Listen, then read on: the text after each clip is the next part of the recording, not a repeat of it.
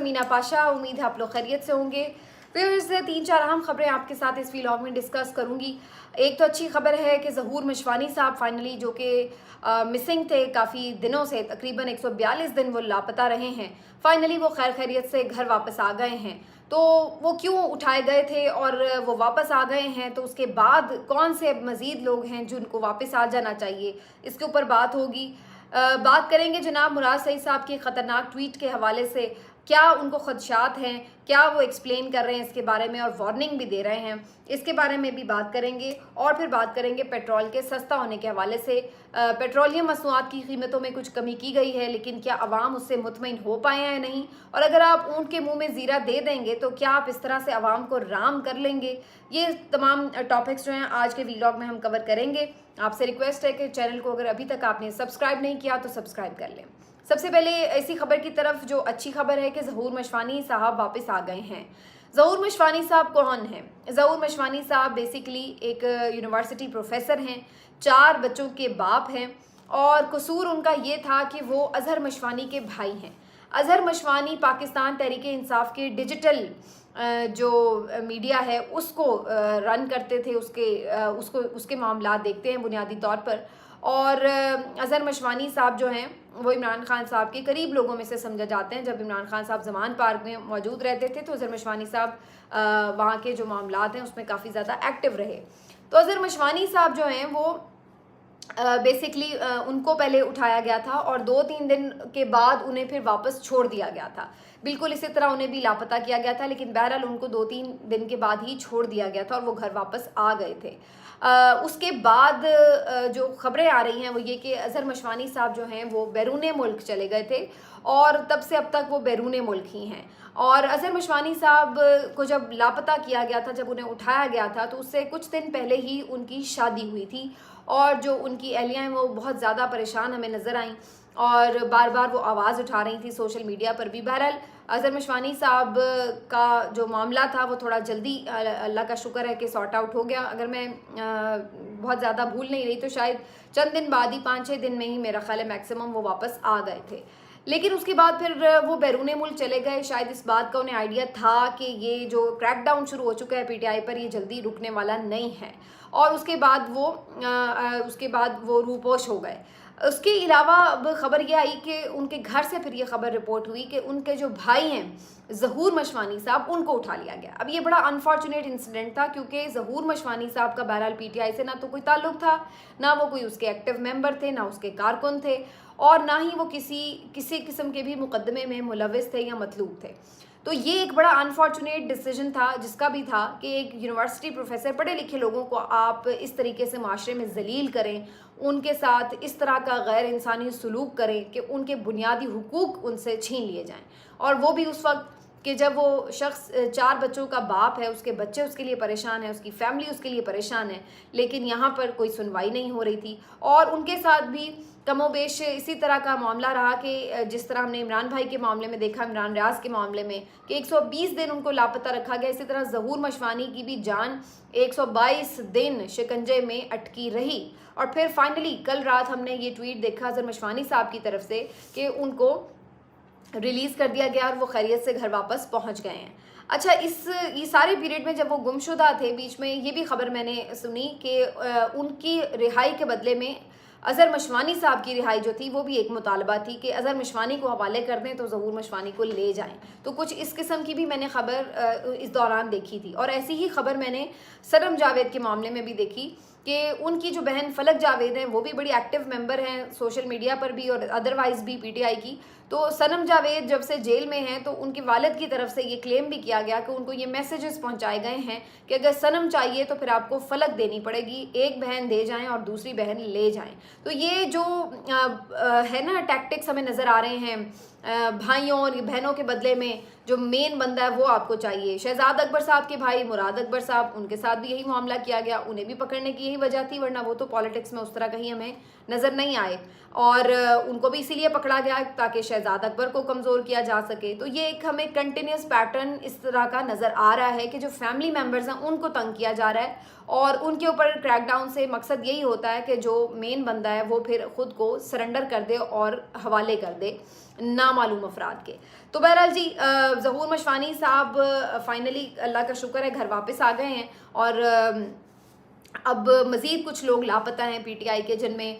शेख रशीद साहब पीटीआई के तो नहीं हैं, लेकिन ऑब्वियसली वो इस वक्त इमरान खान के साथ खड़े हैं, तो वो भी सज़ा भुगत रहे हैं। तो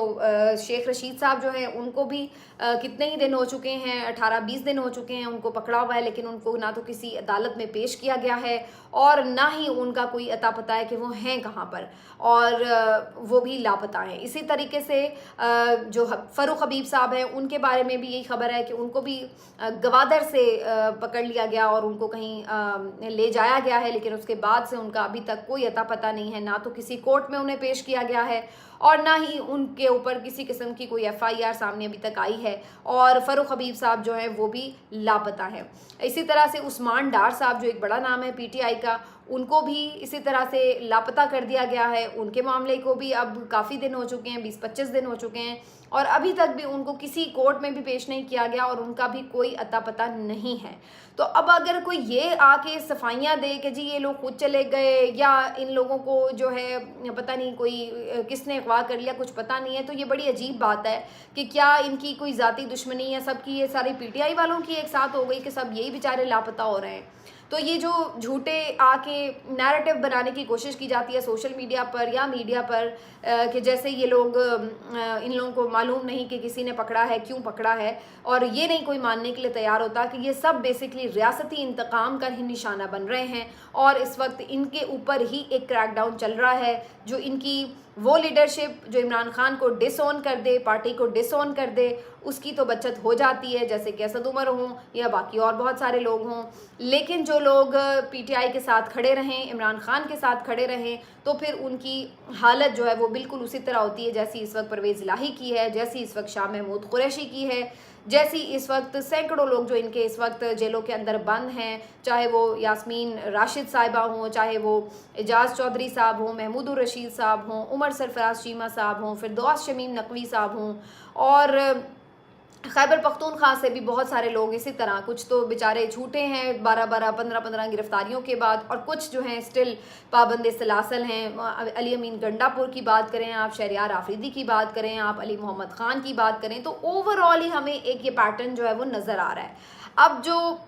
ये वाले लोग हैं जिनका पहले मैंने जिक्र किया, ये मेन स्ट्रीम लोग हैं, लेकिन ये लापता हैं, कहीं इन्हें प्रोड्यूस नहीं किया जा रहा, जो कि इंसानी हुकूक की संगीन खिलाफ वर्जी है। और उसके साथ साथ कुछ ऐसे लोग हैं जो खुद अभी रोपोश हैं, जिनमें हमाद अज़हर साहब हैं जो अभी तक सामने नहीं आ सके हैं, आए नहीं हैं, फिर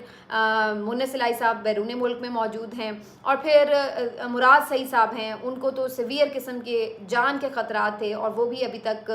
सामने नहीं आ रहे हैं, रोपोश हैं। तो ये सारी कहानी जो है आपको ये समझाने के लिए काफ़ी है कि ये बुनियादी तौर पर पीटीआई के ख़ात्मे और इमरान खान के नाम लेवाओं का ख़ात्मे का एक प्लान नज़र आता है कि इनको क्रैक डाउन करके किसी भी तरह पार्टी को भी कमज़ोर करना है और इनको इस पोजीशन में नहीं रहने देना कि इमरान खान के बग़ैर भी ये इलेक्शन लड़ सकें या जीत सकें। तो ये एक बड़ा ऑब्वियस सा पैटर्न जो है वो हमें नज़र आ रहा है इनको कमज़ोर करने के लिए। अब ये जो एक मामला है जिसके ऊपर मैं बात करूंगी कि मुराद सईद का मैंने जिक्र किया, उनको जान के शदीद ख़तरात हैं और बहुत दफ़ा उनके ऊपर जो हैं वो थ्रेट लेटर भी उनको मिले हैं, बाकायदा धमकियाँ मिली हैं और उनको कहा गया है कि जी आप तो जैसे ही नज़र आ गए टॉप लिस्ट पर हैं वो, कि आप तो नहीं बचने वाले। मुराद सईद साहब जो हैं वो उन लोगों में से हैं जिनको मैं कहती हूँ कि वो इमरान खान के फ़िदायन में से हैं, यानी वाक़तन जिनके ऊपर आप कह सकते हैं कि ये इमरान खान की खातिर बंदा अपनी ज़िंदगी कुर्बान करने के लिए सिर्फ मुंह से नहीं बल्कि सच में तैयार है। एक तो वो भी थे ना जो कह रहे थे कि पहले यहाँ पे गोली मारें फिर मैं पीटीआई छोड़ूंगा, वो वाला मामला नहीं है इनका। ये वाक़तन वो लोग हैं जो कि इमरान खान के ऊपर सच में अपनी ज़िंदगी कुर्बान कर सकते हैं, और इनका हमने जो एक पूरा एक ट्रेलर है वो देख भी चुके हैं हम। और यही ट्रेलर का जिक्र करके मुराद सईद साहब ने एक ट्वीट लिखा है और उसमें उन्होंने कहा है कि 18 मार्च को जुडिशल कॉम्प्लेक्स में जिस तरह से पूरा एक अटैक था उसको देख के ये अंदाज़ा हो चला था कि इमरान खान साहब को मारने का प्लान है, और वो खुद कई दफ़ा इमरान खान साहब ये बात कर चुके हैं कि ये मुझे इसलिए गिरफ़्तार करना चाहते हैं, जेल में ले जाना चाहते हैं, वहाँ पर ये मुझे कत्ल कर देंगे। और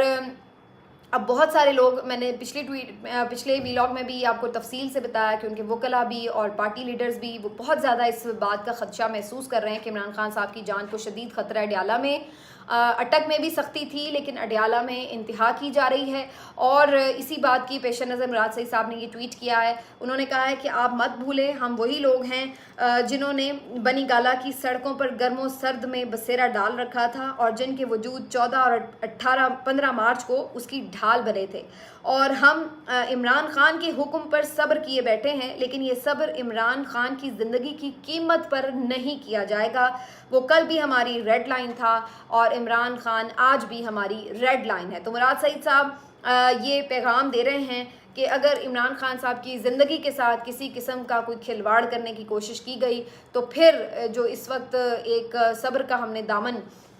पकड़ा हुआ है, थाम रखा है कि तमाम तर जुल्म जबर के बावजूद भी हम पुरअमन हैं और किसी तरह का रिएक्ट नहीं कर रहे हैं, तो फिर हम ये ना हो कि इस सब्र के दामन को हाथ से छोड़ दें और फिर आप देखें कि हम क्या करते हैं। लेकिन इमरान खान की जो ज़िंदगी है वो बहुत कीमती है, उसके ऊपर कोई कॉम्प्रोमाइज़ नहीं किया जा सकता। तो मुराद सईद साहब भी अगैन उसी खदशे के इजहार के पेश नज़र ये एक ट्वीट कर रहे हैं, जिसका मैंने आपको पहले ही वीलॉग में बताया है और इमरान खान साहब भी बहुत दफ़ा इस बात पर जिक्र कर चुके हैं। अब एक चीज़ इसमें ये समझने की है कि क्यों ज़्यादा खदशा महसूस किया जा रहा है कि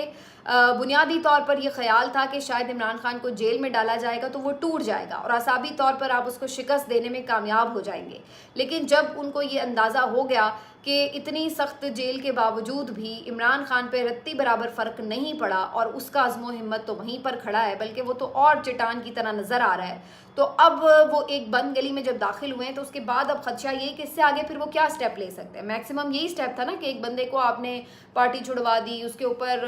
क्रैक डाउन कर दिया पार्टी के ऊपर, उसको जेल में बंद कर दिया, उसको सज़ा सुना दी, हर चीज़ आपने कर ली। अब अल्टीमेटली सिर्फ एक चीज़ बाकी रह गई है, वो उसकी जान है। तो सबको इस बात के ऊपर अब खदशा है कि ये ना हो कि अब ये आखिरी कदम भी उठाने के लिए तैयार हों और इमरान खान साहब की जान को ख़तरा ना हो, क्योंकि इस वक्त तो ज़ाहिर है कि वो इन्हीं लोगों के रहमो करम पर हैं। तो इस वजह से अब ये बहुत ज़्यादा तशवीश जो है वो पाई जा रही है PTI लीडरान में, और इसके लिए वो एक बाकायदा वार्निंग्स भी जारी कर रहे हैं और अपने जो मुख्तलिफ एक्टिविस्ट हैं उनको मुतहरिक भी कर रहे हैं। तो ये एक जो है वो एक बहुत ही सीरियस नौयत की चीज़ है। बाकी आखिरी में ये बात कर दूं कि जी पेट्रोल कुछ सस्ता किया गया, 8 रुपये के करीब, डीज़ल 10 रुपये के करीब सस्ता किया गया है। और उसके बाद मीडिया की और जो अपना ये कंट्रोल्ड और पेड किस्म का मीडिया है, इसके थ्रू ये नैरेटिव बनाने की कोशिश की जा रही है कि पता नहीं बड़ा अच्छी निगरान हुकूमत है और बड़ा अब माशी तरक्की हो रही है, लिहाजा रिलीफ मिलना शुरू हो गया। तो ये सब बकवास है। उसकी वजह ये है कि आलमी मंडी में जब कीमत थोड़ी कम हुई है तो उस तनासुब से जिससे आपने बढ़ाई थी, उस तनासुब से तो आपने कम नहीं की। लोगों की याददाश्त इतनी ख़राब नहीं है कि वो ये भूल जाएं कि आपने जब बढ़ाई थी कीमत तो 26 रुपये बढ़ाई थी और जब आपने कम की है तो आपने सिर्फ 8 रुपये कम की है। और उसके बाद अगर आप ये समझें कि लोग नाचेंगे और झूमेंगे कि आप कितने अच्छे हैं, आपने 8 रुपये कीमत कम कर दी, तो ये आपकी खाम ख्याली है। लोगों को वो वक्त भी याद है कि जब पेट्रोल 149 रुपये था और वहाँ से आप उठाकर उसको अब ले आए 332 पर। अब आप 8 रुपये कम करके अगर हीरो बन रहे हैं तो इतना मत लोगों को बेवकूफ़ समझें कि सारी कौम कोई 24 करोड़ गधे ही हैं, तो ऐसा नहीं है। और उसके ऊपर यही वजह है कि लोगों से तो जब आप बात करें तो वो तो गालियां देते हैं कि जो ऑन एयर जा भी नहीं सकता, जो उनका सारा एक गमो गुस्सा है। तो फिर बड़ा ही कोई प्लांटेड किस्म के जो सर्वेज़ हैं या जो लोगों की टॉक्स हैं वो फिर चलवाई जाती हैं, जहाँ पर लोग कहीं कहीं थोड़ा बहुत कह भी देते हैं कि नहीं और होना चाहिए था रिलीफ, और कहीं कहीं कह देते हैं कि चलो भाई ठीक है कुछ तो मिला और वगैरह वगैरह। तो इस तरह का कोई कंट्रोल्ड किस्म का जो रिएक्शन है वो लोगों का शो करवाया जा रहा है इस मीडिया के ऊपर। हकीकत हाल यही है कि 8 रुपये क्या आप 80 रुपये भी इस वक्त कम कर दें तो लोग उससे भी आजिज़ हैं, क्योंकि इस वक्त इतना भी जो महंगाई का तूफ़ान है वो लोगों के लिए नाकाबिले बर्दाश्त है उसको उठाना। तो ये एक ढकोसला है, एक धूल है जो आवाम की आंखों में झोंकने की कोशिश की जा रही है और ये नैरेटिव दिखाने की कोशिश की जा रही है कि जी मईशत तो बड़ी अब बेहतर हो रही है और बड़ी अच्छी कोई खबरें आ रही हैं, और ये सारा जो है आपके सामने एक ड्रामा क्रिएट किया जा रहा है। अलबत्ता PMLN के वोटर्स के लिए एक अच्छी खबर ज़रूर है कि उनको होंडा 125 मिलने का एक चांस है। मैं पहले भी इस पर बात कर चुकी हूँ कि इस बात के लाले पड़े हुए हैं कि लोग पूरे नहीं हो रहे, तो कितने जतन किए जा रहे हैं कि किसी तरह लोगों को माइल करके इस्तकबाल के लिए लाया जा सके। तो अब इस सिलसिले में पहले हम सुन रहे थे कि जी ऐप भी एक लॉन्च की गई है, खौफ भी फैलाया जाएगा कि जी नंबर आपका सेव है, अगर आप जलसागाह नहीं पहुंचे तो बड़ा गड़बड़ है काम। और अब एक नया एक इसमें इजाफा हमने ये भी देखा है कि जी फैसलाबाद में इसी तरह कोई कन्वेंशन हो रहा था, वहाँ पे लोगों को ये तरगीब दी जा रही थी कि जो ज़्यादा बंदे लेके आएगा उसको होंडा 125 बाइक भी गिफ्ट की जाएगी। तो इसके ऊपर काफ़ी मजाक सोशल मीडिया पर उड़ाया जा रहा है कि अब ये हालत हो गई है कि कभी आपको अपने जलसे में लोग इकट्ठे करने के लिए कोई परफॉर्मर बुलाने पड़ते हैं, कभी आपको बिरयानियाँ और आटे बांटने पड़ते हैं, और कभी आपको मोटरसाइकिलें बांटनी पड़ रही हैं। किसी तरह बस लोग आ जाएं, कोई डरा के आ जाएं, किसी को कोई लालच आप दे दें छोटा मोटा, और ताकि बस लोग आ जाएं। तो ये इन लोगों की मकबूलियत की इस वक्त हालत है कि एक बंदा 4 साल बाद वापस आ रहा है, आपका लीडर जिसके ऊपर आप बहुत डिपेंड कर रहे हैं कि जी वो आएगा और एकदम आपकी मकबूलियत का ग्राफ के ऊपर चढ़ जाएगा, और हालत ये है कि उसको रिसीव करने के लिए लोग आने के लिए तैयार नहीं है, जिसके लिए आपको इतने पापड़ बेलने पड़े हैं। तो ये मेरा ख्याल है इदारों को भी सोचने का मकाम है कि इस तरह के लोगों के ऊपर अगर आप हाथ रखेंगे कि जो अवाम में इस कदर इस वक्त गैर मकबूल हैं, तो फिर वो आपको भी अपने साथ डुबो रहे हैं, वो आपको भी गैर मकबूल करने का सबब बन रहे हैं। तो या तो आप बिल्कुल ही न्यूट्रल हो जाएं और ना किसी की भी सपोर्ट ना करें और साफ शफाफ इलेक्शन होने दें, और ये मेरा ख्याल है कि आइडियल वे है कि आप बिल्कुल जो है ए पोलिटिकल रहें, जो कि क्लेम भी किया जाता है, और उसके बाद लेट द पीपल डिसाइड कि वो किसको लाना चाहते हैं। लेकिन अगर तासुर ये जाएगा कि निगरान हुकूमत हो, इलेक्शन कमीशन हो, या फिर आपकी ब्यूरोक्रेसी हो, खुफिया हाथ हों, ये सब मिलकर PMLN को जितवाना चाहते हैं, या एक चौथी बार वज़ीर आज़म किसी को बनवाना चाहते हैं, तो इस तासुर से मज़ीद रुसवाई ही उन तमाम लोगों के हिस्से में आएगी जो लकीर के इस तरफ खड़े हुए हैं। मिलते हैं आपसे अगले वीलॉग में, अपना ख्याल रखिए, अल्लाह हाफ़िज़।